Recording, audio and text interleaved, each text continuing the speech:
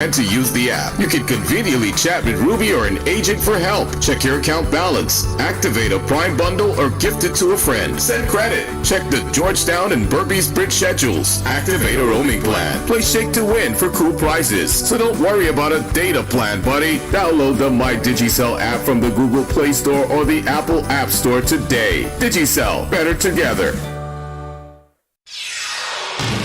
This is the news on top of the hour. Live from our studio in Georgetown. Kaieteur Radio, 99.1 FM.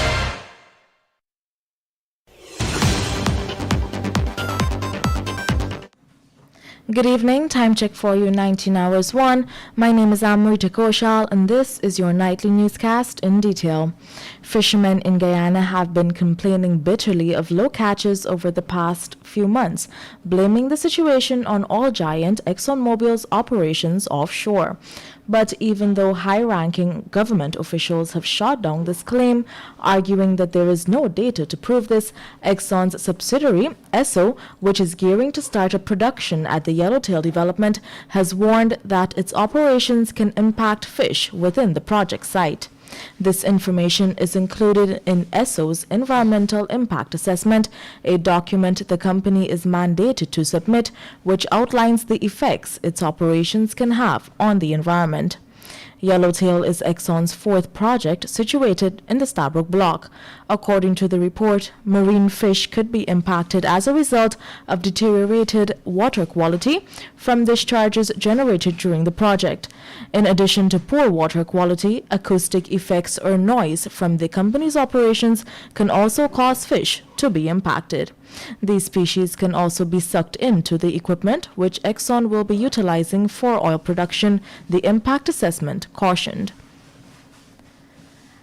And on that note, the Environmental Protection Agency is set to host a public consultation on the effects of the planned replacement of the Demerara Harbor Bridge, the new Demerara River Bridge. According to the EPA, the consultation exercise is a response to the appeals submitted to the agency concerning its decision not to require an environmental impact assessment for the construction of the new river bridge, which is to be located at Nandi Park, East Bank, Demerara, and Lagrange on the west bank of Demerara. The meeting is slated for 2 p.m. on Tuesday, March 29th at the Cara Lodge Hotel on Commoner Street, Georgetown.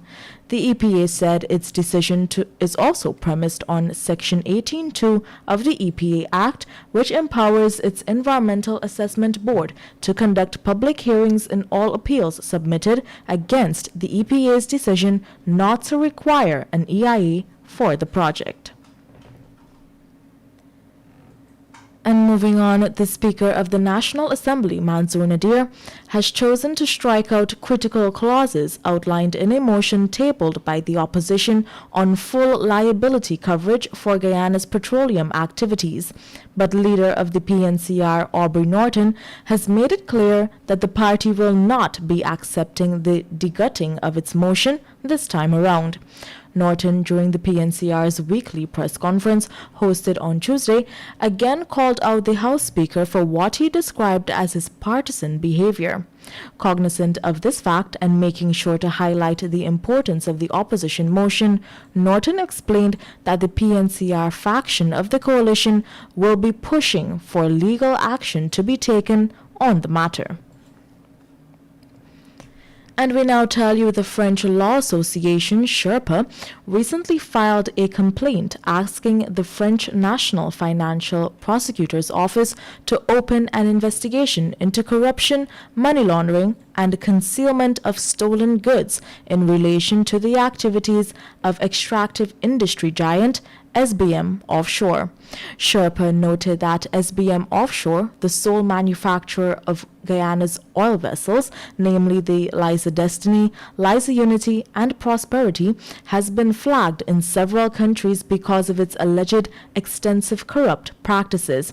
And in light of those cases, Sandra Cossert, Sherpa's executive director, believes the time has come to shed light on the role of SBM Offshore's French managers in what could be widespread corruption practices. Sherpa was keen to note in the firm's complaint that in 2014, whistleblower Jonathan Taylor, who was at the time the legal director of SBM Offshore, a Dutch oil services group based in Monaco, had denounced an international network of bribes. He had denied that his former employer would have paid $275 million to obtain oil contracts around the world. And we now tell you a government employee attached to the Ministry of Health on Monday attempted to bribe police investigators after they busted him with 2 illegal guns and a duffel bag with $4.8 million in cash stashed in the back seat of his tinted Volkswagen car. According to police, the ranks had busted him after receiving a report that simple larceny was committed on the Ministry of Health's bond located at Diamond on the east bank of Demerara. At the station, he reportedly took out $1.7 million in cash from the bag and offered it to the ranks to drop the charges.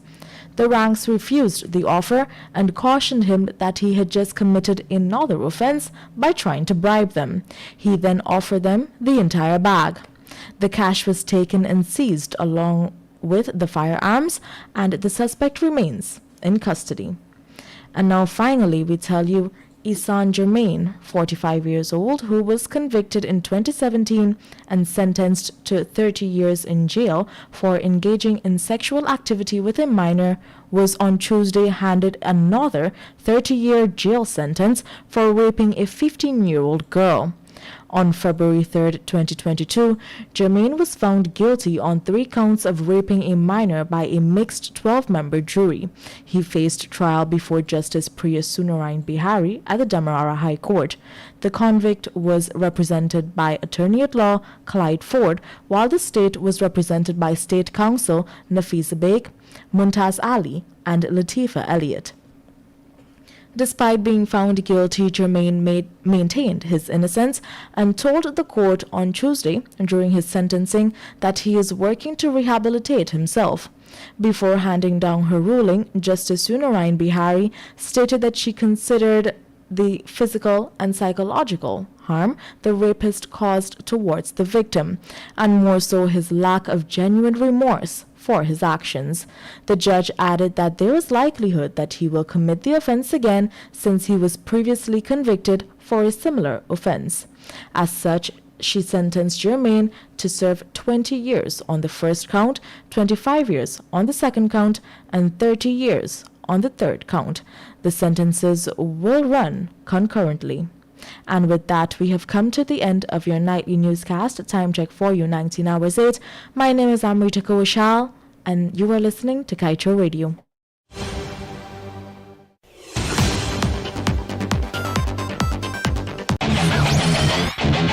Want value for your advertising dollar? Then place your ads on Kaieteur Radio's newscasts. Streamed live on 6 different mediums, reaching hundreds of thousands. Advertise today and watch your dollar grow. Call us on 225-8465 or 226-8210 today. Fellow Guyanese, we have to ensure that the country does not get the wrong end of the stick. Those are the words from our president when he was in opposition. He also promised Guyana to manage the oil sector in which all of us can benefit. He said the oil contract will be reviewed and renegotiated. Hear him in his own words. The oil contract. Do you agree with the 55 billion signed away Global Witness report? And will you revisit the oil contract? We have made it very clear, but we can never agree. How can, I don't think any Guyanese agree with this. No Guyanese, except the government that is defending it. We have made it very clear that we have to go towards relooking at these contracts, renegotiating these contracts, looking at contract management, and all of these things. Everything we have to relook at because we have to ensure that our country does not get the wrong end of the stick. So everything is on the table for review as it relates to oil contracts? Yes, review and renegotiate. What happened today